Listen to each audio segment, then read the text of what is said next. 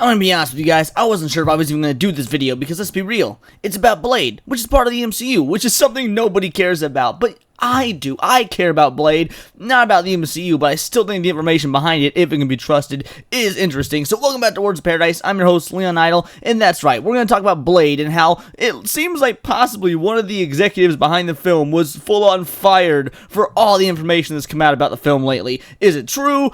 Who knows? We're going to get into the article and find out. It is abounding in the comics article, so we'll take it with a grain of salt, but let's check it out, shall we? Before we do, hit that subscribe button. I am trying to get to the 2,000 subscriber mark before the end of the year, and it would be really great if you could help me out. We got less than 300 to go, so hit the button and let's find out if an individual behind the Blade film was fired because of all this bad press as of late.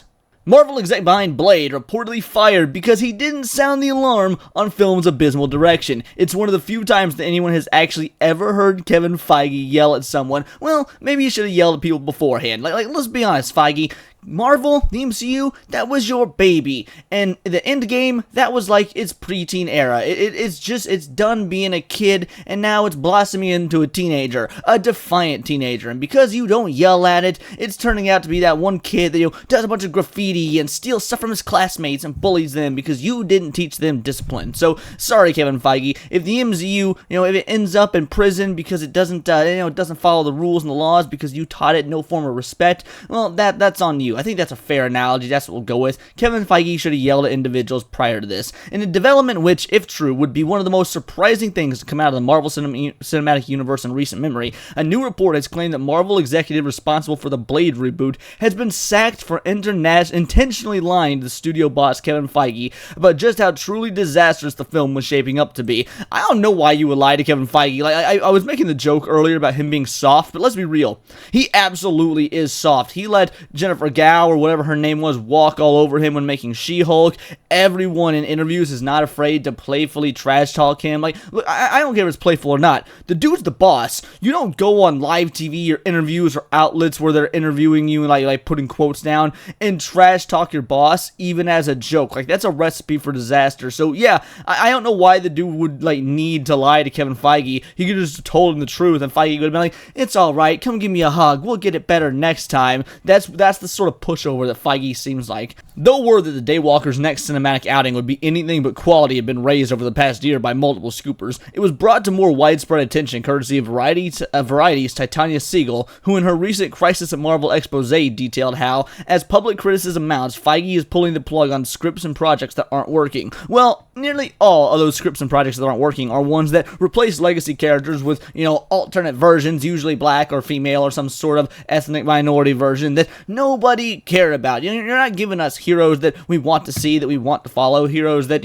we've had comic books about that have actually sold well up until, well, pretty much Disney bought Marvel. But yeah, just jump right to the new era of stuff that nobody cares about with characters that actively make people revolt. That's the problem with Captain Feige. But the difference here is that Blade is actually a character that a lot of people could have loved. That a lot of people still do love. They love the Wesley Snipes films. They love the old comics. And frankly, I've been campaigning for a Blade film since 2012. Since before, right around the time of the first Avengers, I'd wanted a new Blade film. And who did I want? Mahershala Ali. So the fact that we were going to get a Mahershala Ali Blade movie, I mean, we still probably will. But who really cares about it at this point? Because I made the analogy earlier. The MCU, if not dead, it's a problem child that's gonna be going to the gallows. Like, nobody cares about the MCU, and the fact that we could have had a Mahershala Ali-led MCU film that was, good, had it just been 5-10 years ago, that is so distressing, because a hot take, I think he actually has the ability, the acting chops, he has the chance to take, Wesley Snipes' Blade and make it, just a memory. Now, don't get me wrong, there's always going to be a place in people's hearts for Wesley Snipes' Blade, but I'm thinking of it more like, the Christopher Reeve to Henry Cavill situation. Everyone knows of Christopher Reeve as the original, but Cavill, he is looked at as a new Superman, and he is looked at far more than anyone else that's taken the role since, Christopher Reeve, as somebody that is Superman. You don't look at Cavill and think, oh, I miss the Reeve days like you do so many other Superman actors. And I think Mahershala Ali could have been that for Blade. He could have been the new and maybe improved Blade that people love to see, that they want to see. But Marvel can't give a male hero the lead in a film. I mean, some reports were saying that he was the fourth build down, the fourth supporting character in his own film, a movie called Blade. There's obviously been reports over the last year, like they said, of tension on set and Mahershala Ali nearly walking multiple times because they can't get their script right. I mean, this is not the sort of Blade that Mahershala Ali deserves to play, and it's not one that the audience deserves to see, assuming that anyone would have paid to see it anyway.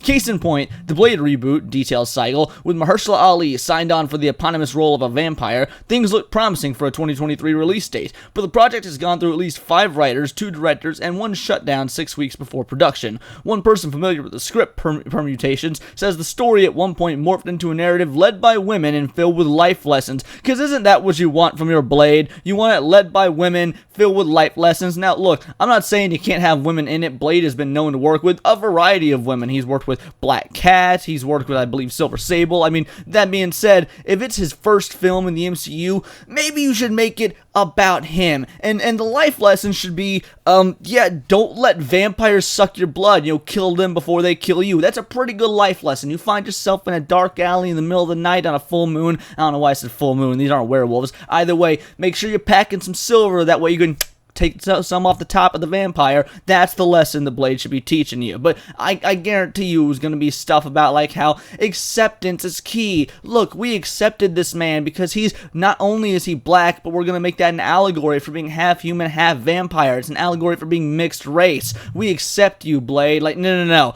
Give us some vampire killing action. That is what we want as comic book fans.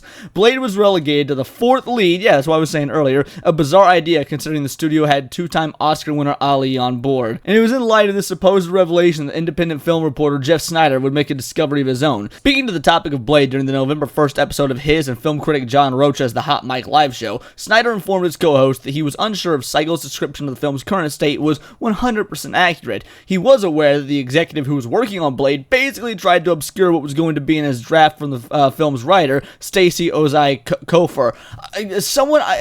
People I don't know. Marvel, stop casting directors. Start getting actual good quality. I guess this is writer, not director, but still, get people who are known for writing. Maybe get some people that wrote the comics in the 90s. That would be a perfect idea. Get the people that wrote some Blade comics in the 90s to write for the Blade film. I know that seems like a very obvious thing to do, which means you're not going to do it, but there's your $1 million idea. In fact, your several $1 million idea, because you're going to lose millions at this rate like you've done in the past. He either tried to intentionally obfuscate what the draft was going to entail, said Snyder. Another source put it as he didn't sound the alarm on the process and what trouble the project was in. To this end, the reporter then divulged, and they've seen, I'm told that he was fired. Another source said that it was parting of the ways, Snyder noted. I pushed back against that because I'm like, who leaves Marvel? Oh, only a bunch of directors, casting individuals, a bunch of VFX people who are work to the bone. Who leaves Marvel? Literally everybody leaves Marvel. Didn't we get word that the individual behind the Marvels, Nia DaCosta or whatever, has already left Marvel? Like the movie is still in post-production and she has already left. What do you mean, who leaves Marvel? There's story day after day about people leaving Marvel because it's such a hellhole to work in.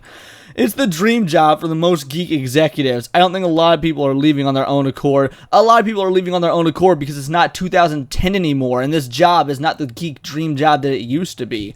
He further detailed how, my source said, and you know how Marvel didn't comment on anything like this, but they said it's one of the few times that anyone has actually ever heard Kevin Feige yell at someone. This was the quote. We could change that into raised voice, but it was one of the few times the individual heard Kevin ever raise his voice. Drawing his scoop to a close, Snyder asserted, so the executive on Blade, who I'm not going to name, maybe you can figure out who it is no longer with Marvel, and that's confirmed. Oh man, I love it when people at Marvel lose their jobs. And I know we shouldn't be happy anytime someone loses their job. I mean, that's such a scummy thing to do, but let's be real. Marvel has spent the last 5 years just bending the fans over and just giving them one of Blade's blades. So yeah, I gotta say I'm a-okay when some, top up executive gets the boots. Now obviously I don't want to see the little folk, the people that work, set design. Well then again, as if they're set design, it's all on a green screen, there's no set. I don't want to see the lowly individuals working on VFX, there we go, that's better, get the boots. They're just sitting there, probably teamsters trying to get some work done, get some money in their pocket, and go about their day till they move on to bigger and better things. But executives, anyone in an executive position at Disney, Marvel, Lucasfilm, any of them, bruh, they can go the way of JFK. I could not care less. In fact, I will actively celebrate it. But yeah, I kind of want to know what you guys think about this. Were you interested in the Blade movie whatsoever? Did the fact that Mahershala Ali, one of the greatest actors of our generation, was playing Blade, did that entice you a little bit to forget your Marvel hatred? Because for a brief moment, it did me. Thankfully, all these reports and rumors came out about the actual behind-the-scenes stuff when it comes to Blade, and quickly brought reality back, and I realized, oh right, Mahershala Ali probably not going to be able to save this movie alone. In fact, 99.99 repeating percent chance he won't be able to save this film alone. But those are just my opinions. Let me know yours in the comments below, or let me know on X, where you can find me at Bolt the Word. And please do subscribe. I am a nerdy news channel. I come to you with nerdy news every day, not always about, comic books or the MCU, but video games, anime, Magic the Gathering, you name it. Go ahead and hit that subscribe button, like I said, because I am trying to get to the 2,000 subscriber mark before the end of the year, and we've almost gotten it, so I would truly appreciate it. And you can check me out on Instagram at wordsofparadise_Leon. But until next time, it's all here in the Nerdosphere, and this has been Words of Paradise.